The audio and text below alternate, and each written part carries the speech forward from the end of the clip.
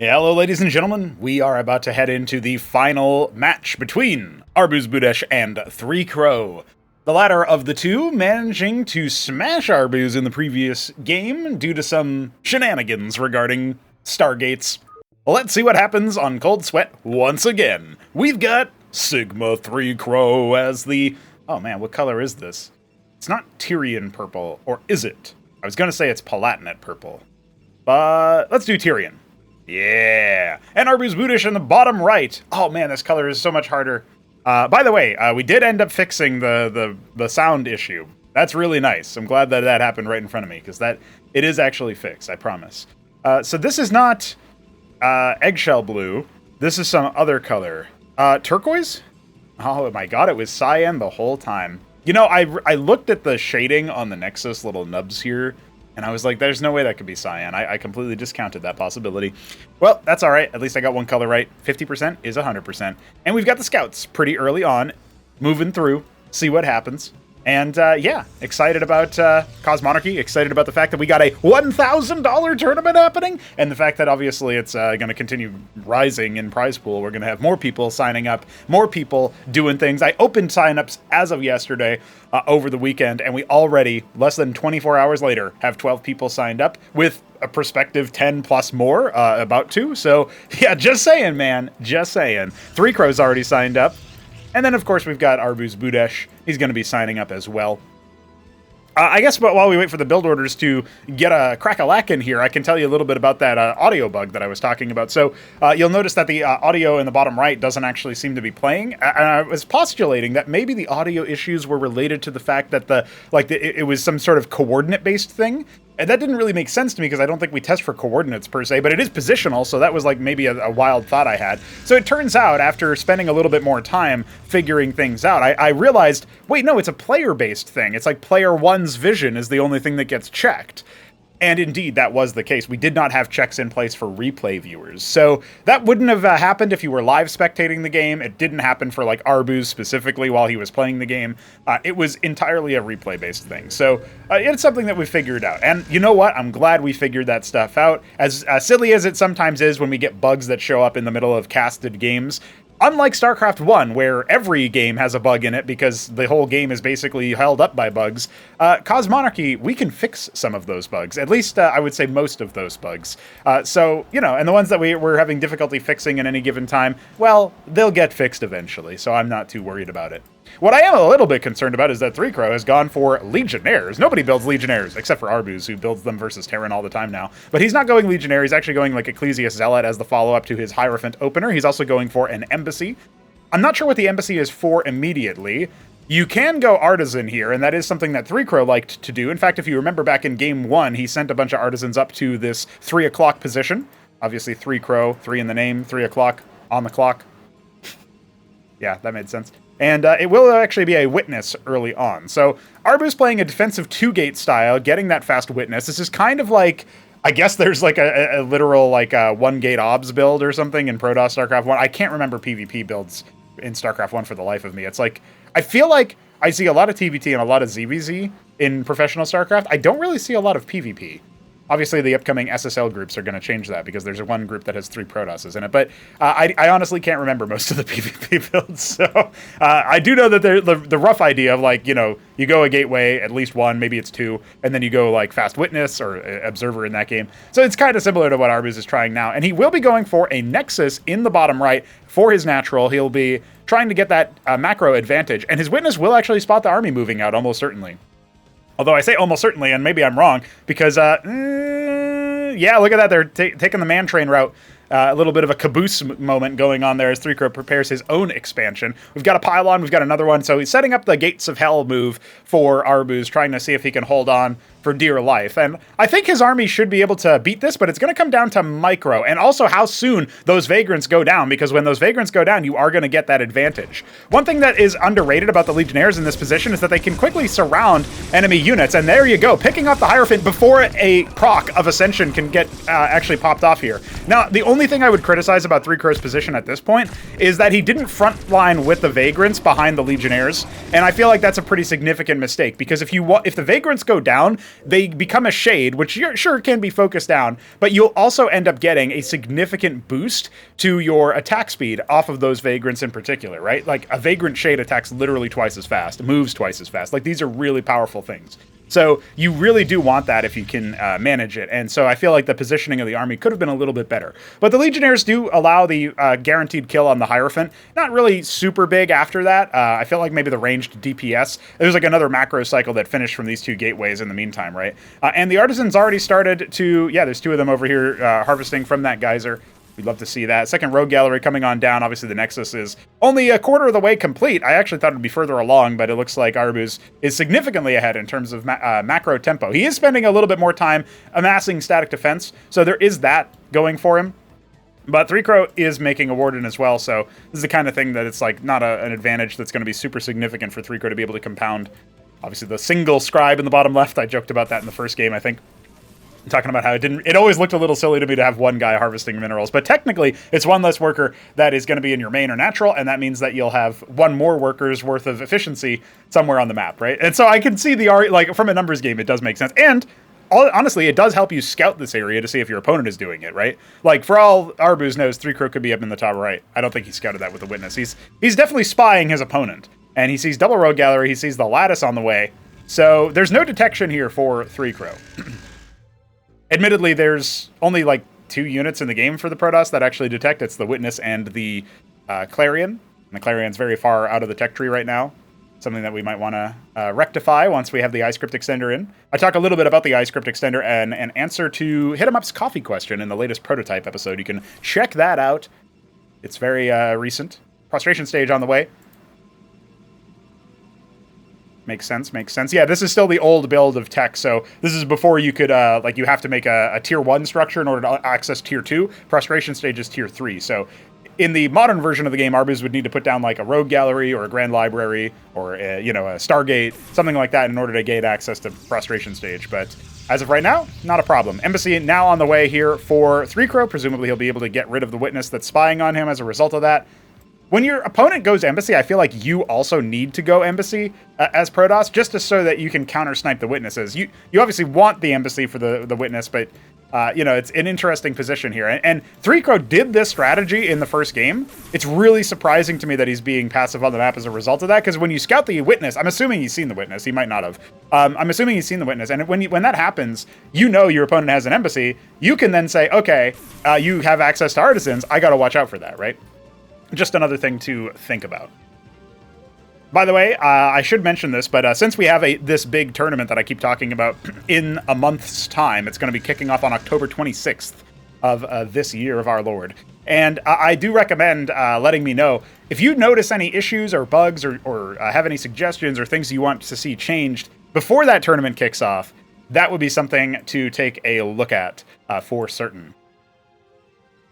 Because if I hear that, if I see that, like, there's certain things like that. I was just thinking about how the Artisan gets removed from your selection when it's doing the or removed from your group selection when it's doing that, like it stuns itself or whatever. It's just a little jank. Like, that's something I'd like to fix before the tourney, just so that it's a little bit easier to use those units.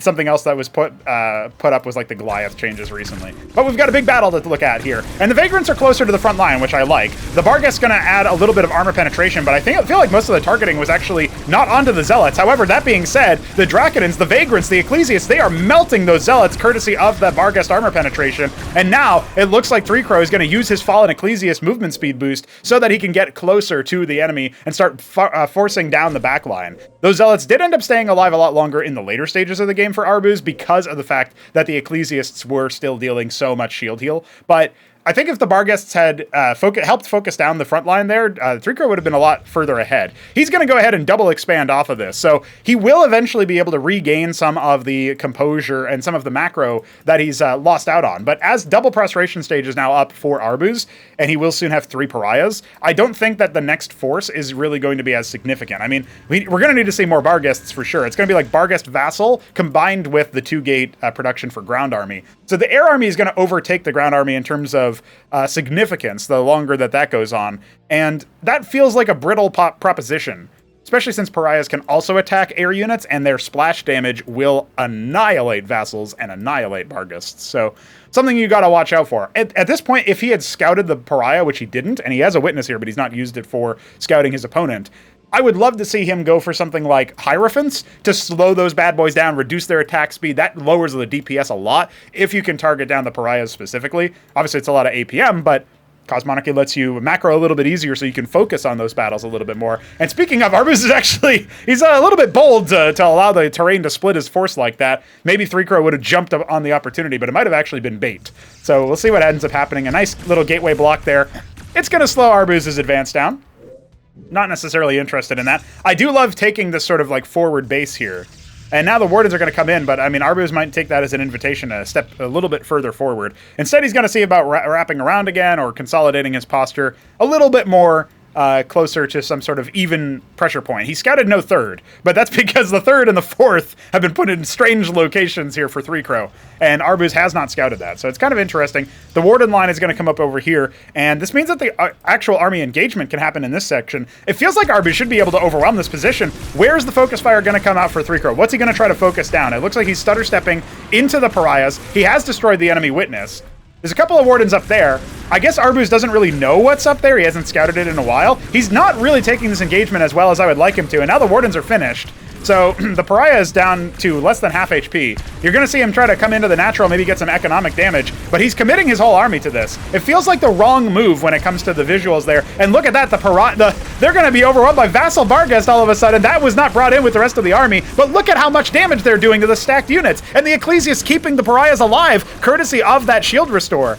Of course, this army is still going to be consigned to an early demise, but that was still very cost efficient there for ArbuzBudesh. He should be feeling pretty happy with himself as a result of that, and he's actually going to wipe all of the air units. That could have been a massive raid on one of his outlying outposts. And look at that, the sped up Pariah. He's going to charge into the mineral line and see how many workers he can kill. He's trying to be, he's being decollided. 3Crow would pull in the Escatu-Mesk move against like the Acantors and stuff. This is so reminiscent of that one match all the way back on Repulsion. Jeez. All right, that was a risky proposition. Not a single worker goes down. Quick thinking by 3Crow, but that could have backfired massively. Now we've got the 4 bases online, but he does need to start saturating them, right? And he's warding that thing and the little outcrop there. That does make sense as well. Did he end up losing his witness in the scuffle? Because I know Arbuz lost one, but there's still one over here. Not quite sure where the 3Crow one ended up going. Eventually, we would love to, toggle the vision of the players, of course, both in witness mode and also in replay mode. That's another feature we should try to add before we end up stuffing it, before we end up saying, okay, we're all done with the changes before the tournament. Talk about feature ads. Something that's been discussed semi-recently is, like, what if we were to, 5 prostration stages. He really wants to start spamming out pariahs, and also, look at that, he's going to make the potentate. We love that. We love the potentate. Big fan. But one of the things that was recently discussed is how, like, flash shielding works. Oh my god. Flash shielding obviously has been changed so that it falls off in efficacy over time. And I think that's great for units, for micro and stuff, but some people are not super happy with structures. Like Jujik was mentioning that, like, the Nexus takes 8 years or whatever to finish fully shield recharging if it was, like, attacked or whatever. You can kind of short circuit that by, like, attacking it with a scribe every so often, and then it'll get the burst shields at the start, which is a little silly in terms of gameplay. But, we'll have to see if it ends up being an actual problem. The witness, okay, there's I guess that's the same witness. Okay, he wanted to see what was going on with the third base. He doesn't know. Arbuz has no idea that 3Crow has 2 other bases operational. He thinks he's going to go up by a second base now. And the scribes are going to go ahead and drop a Nexus there. I wonder if Arbuz is actually paying attention to the worker migrations, right? Because, like, if he is, this is going to be a thing where he's going to have to worry about that. Or we're going to get some Atreus's in the field. I guess if you go Atreus Charlatan, which seems to be something that 3Crow likes to do from time to time, it can help you deal with, like, air stacks very nicely, and also just, like, the front line of units. But Arbuz is going for a very meaty force here, right? He's going for the Ecclesiasts, he's going for the Potentates, and, of course, the Pariahs. His front line is going to take a long time to, burst down. You almost need, like, a lot of Architects for the damage, or maybe, like, I guess if your enemy just stands in Storm for a while, maybe if you get enough Barghest Vassal, and they're not going to get attacked by the pariahs, you might be in good shape. But as of right now, it feels like Arbuz's composition is going to be very, very strong. Meanwhile, the 4th base coming up here at 6 o'clock for Arbuz. He's not yet saturated this corner base or anything. Has had Dominion for it over it for a while, but when you're up against a player who's deliberately going like Vassal Barghest, the mobility of that force, we're about to see that. Like, all of the workers that could have been here would have just absolutely been eviscerated, right? So this is going to be a situation where Arbuz is going to be happy that he did not send a bunch of workers that way. There is an engram over here, but it can get burst down very easily. We're going to see what the reaction time for Arbuz is. Is he going to force his units? Yeah, he's already going to try to anticipate the attack force from 3Crow. And what does 3Crow do as soon as he sees the engram? He should just right-click it. Yeah, like, it's a situation that is a little bit awkward because he ends up losing a bunch of vassals, but popping the engram is good. He really needs to be scared of the pariahs. Okay, he's kind of playing it nicely. Okay, that snipe, Arbuz could have just turned around and fought, but, that ends up working out pretty nicely there. Pops in Ecclesiast, falls away. He's doing some trades, right? And he's going to start saturating more bases. If 3Crow could work on his multitasking, because he's got a lot of minerals, right? If he could drop like 3 more Grand Libraries, a couple more gateways or something, that would be brilliant. He's going to start capping his gas. He recognizes he has a mineral float. He's not actually saturated the gas on his main, so that's something, or his I guess that's his 4th base over at 9 o'clock. That's definitely something that he would need to do. More engrams going down, just 1 engram actually. Horse standing tall. You should also post in the comments, which unit do you think we should prioritize getting a custom model for before the next tournament? Any takers? Any thoughts on that one? Definitely let me know. The mass of charlatans and other such units is starting to grow to a concerning number over here for 3Crow's army size. I do think he can start to maybe step towards Arbuz's force, because the pariahs, while they deal splash damage, there's not really that much melee over here, right? He's kind of using Vagrants as the pseudo front line. So that could be pretty big. Now, the problem is he has no advance warning, so this attack force is going to hit him, and he's not put down any static defense. Like, his advance warning is like a worker transfer, right? And so the forces here are... He's still not responding to it. He hasn't even looked at the minimap. He's only going to look when he actually gets attacked. That's something that 3Crow definitely needs to try to work on, as he's already signed up to the gauntlet, so if he wants to qualify to Acropolis 2, he's going to have to work on that for sure. Let's see what he can end up scrambling over here, right? He's putting down some more wardens, and I would love to see him actually relocate his army at this point, either to counterattack or to set up for an attack. But Arbuz is just going to happily take the upper 9 o'clock position here. I guess that's like more of a 7 o'clock or an 8 o'clock. And he's going to happily also be taking 3. Look at that. So, all right, that's cool. I'm going to have a Nexus over here. You can return to the Hatcherusk. So top right, he just wants the worker saturation, basically. And look at that, a Monument of Sin is now on the way here for 3Crow. Say it ain't so. Speaking of, another thing I should probably end up adding at some point is the ping for the Monument of Sin. It should also ping for when you get like an Ancestral or a Synthetic Synod, right? Those are the other 2 Tier 4 structures for Protoss. I think it makes sense to do that. And maybe it should ping whenever they make like the first Tier 2 structure and the first Tier 3 structure and so on and so forth. Maybe that's how we should do the game rule or whatever. Because we already do that for Terran and Zerg, if you don't know. We ping when the Atlas or Daedalus start and finish, and the same is true for the Iral Iris and the Othstal Lava Form. Those are the concentrated tech nodes. Now, 3Crow's army is within retaliation mode here. Like, it's within range to just attack this. So he should be able to see this on the minimap and start proactively attacking. But instead, he's going to go ahead and drop a Crucible and see what else he can do. Okay, now he's going to go ahead and scramble his force. The Nexus can be focused down here, but Arbuz might end up losing a lot of his forces as a result. 2 Pariahs going to get melted almost instantaneously. Now the Potentates, they're going to run on back. He's going to need to try to deal with this force, but a lot of his front line has been, shellacked already, and the Pariahs, those are going to be the linchpin for this force versus all of the splash. I think 3Crow should be able to run away with this fight. The Potentates are great at single target, but single target is not what he's facing right now. So that ends up kind of falling apart. Now the Pariah and 2 Zealots are still ransacking that base, so it's going to be cost efficient for Arbuz, who has now shut down 2 separate mining bases for 3Crow. But is he going to be able to withstand the onslaught of the forces that have been made? It almost doesn't matter. However, that being said, there's many more Potentates, many Zealots, and an engram over here. That's going to shellac most of the Air Force that 3Crow had stacked up there.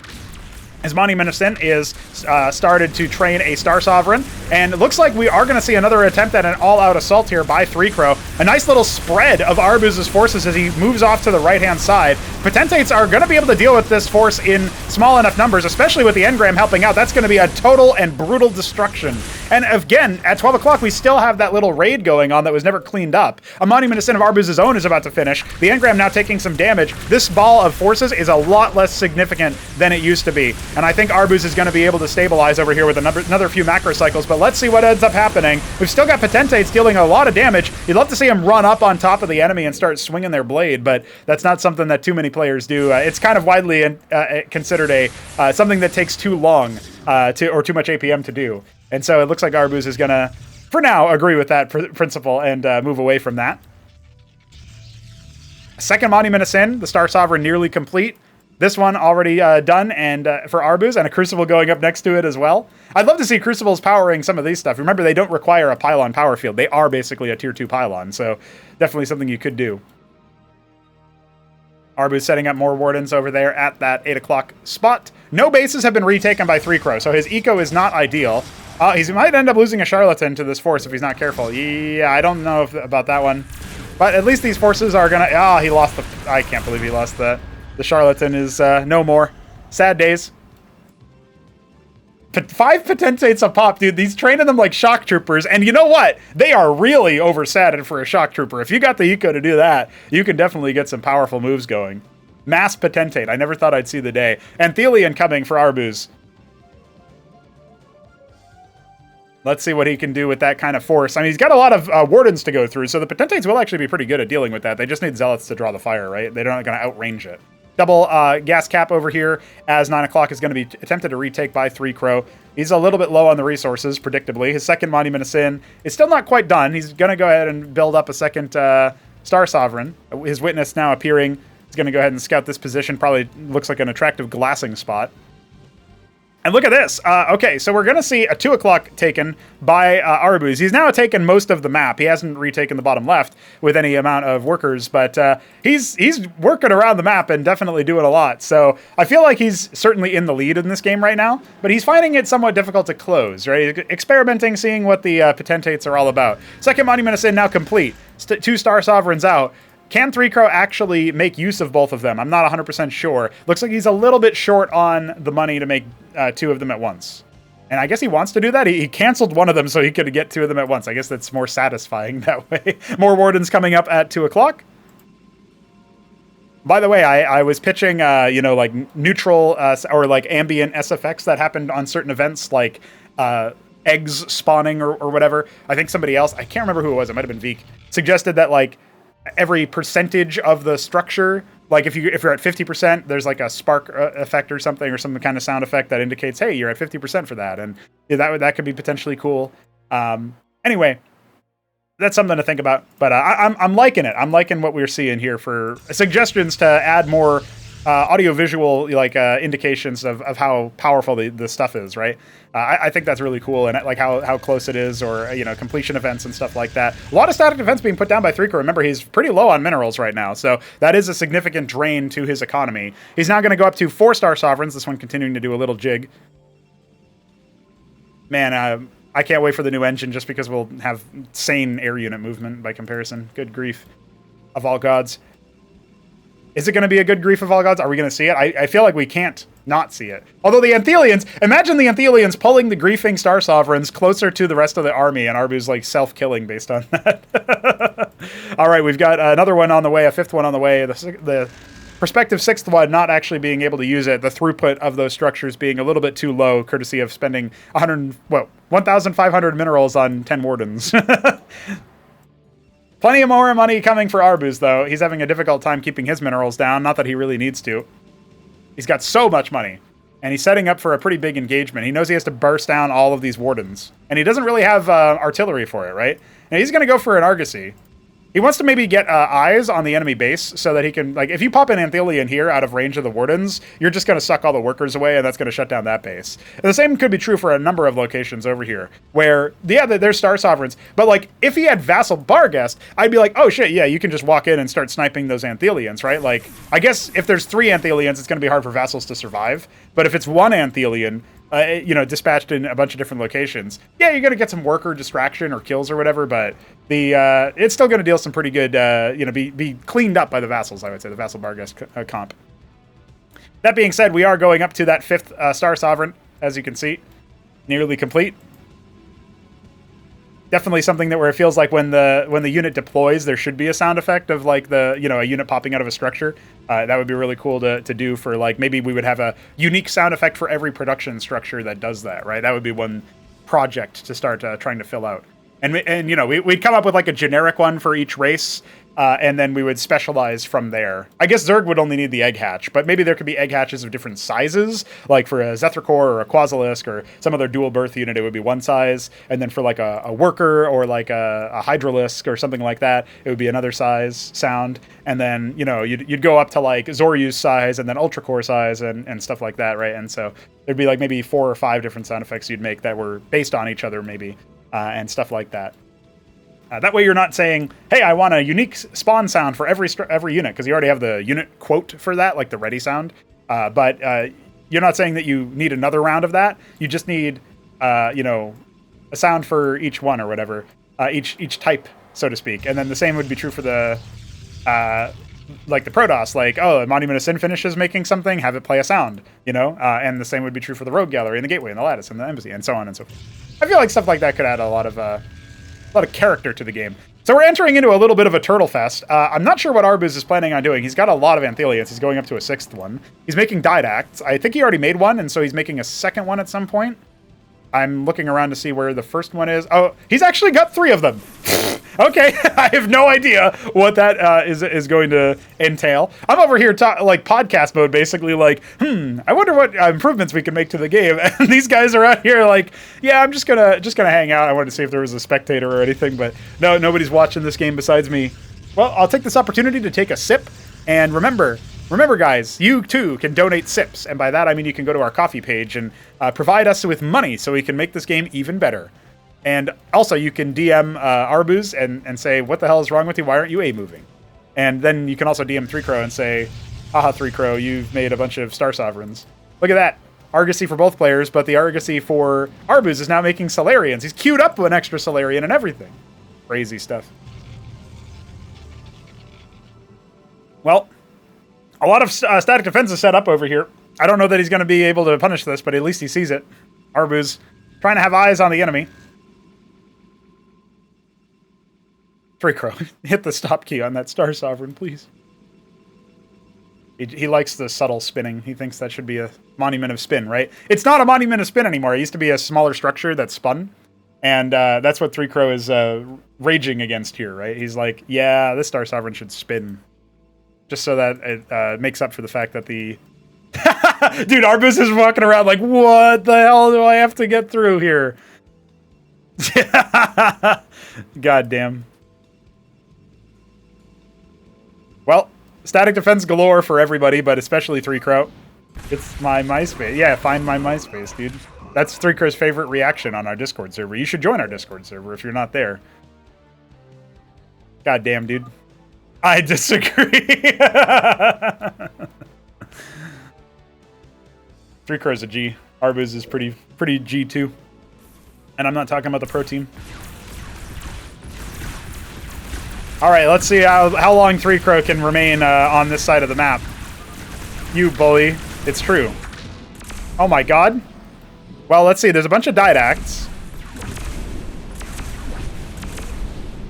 A Stasis could go wonders here, but instead he's just going to use the Didacts over there. By the way, the shield... Oh my god, no, the Anthelians! Oh my god! They're suckening. The suckening is occurring, and the Didacts are going to recall other stuff too. All right, well, the ground army is completely gone. Where'd those Anthelians end up going? Back homo? Yeah, okay.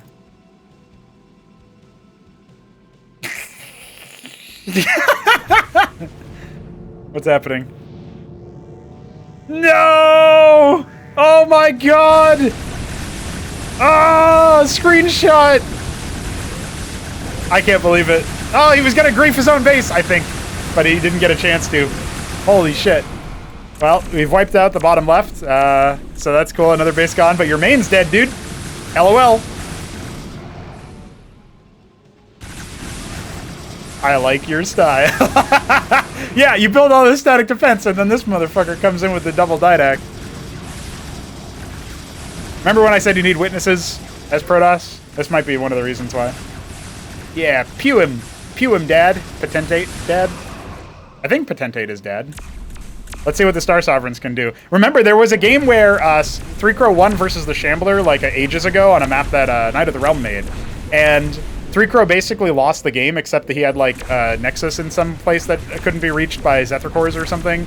And he just walked around and annihilated Shambler's forces with... I can't remember what it was. It was like 2 Star Sovereigns or something, and he glassed everything and won the game. So I could not believe what I was seeing, but it was pretty epic. All right, let's see what happens here. The Didact from 3Crow stasising numbers of units. Now, the Anthelians are here. They're going to suck those Star Sovereigns out. Or are they? No! No, the splash damage from the Star Sovereign missiles. They've taken out the Anthelians. There's only one left. He's going to try to escape. The Potentates, they're punishing the Star Sovereigns. Die! You going nowhere, boy.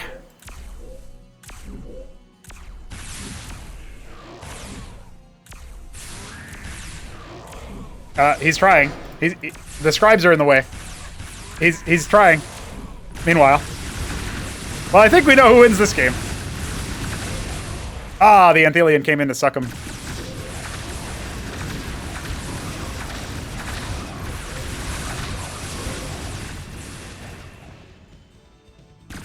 Well, it looks like...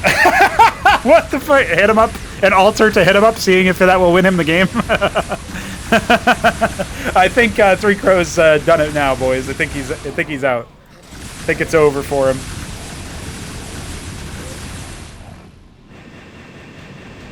Echoing, destruction. Oh my god, no, the engrams. You can't stasis structures. Oh, the Didacts are getting tickled. Gotta watch out for that. There's not really any production for 3Crow. He's actually fully abandoned even looking at his base. I think he's just kind of chilling right now. He's just having a good time. Ah, right. Oh yeah, there was a hash in this game, but it happened after like all the big battles, so there's not really there's not really anything going on there. I can't believe we actually made it through this whole game and we didn't see a single Star Sovereign glassing. Will Arbuz fix that for us? He's making... he made a Star Sovereign of his own. He could recall it. He could trick shot. Smarty Cake's trick shot. Smarty Cake's the only one who does the trick shot anymore.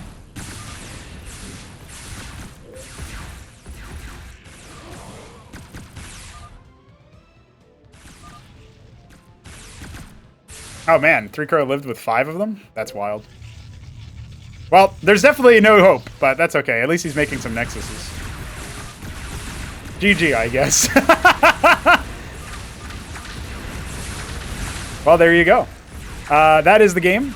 3Crow will get the moral victory, apparently, because Arbuz just rage quits, but that's okay. Obviously, Arbuz wins that one. We'll mark it down for you, buddy.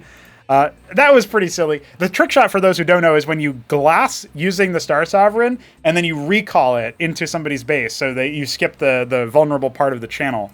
I remember that very recently, actually, just yesterday, it was Dino Man saying that he was like, I don't know if you should be allowed to do that. It seems really powerful.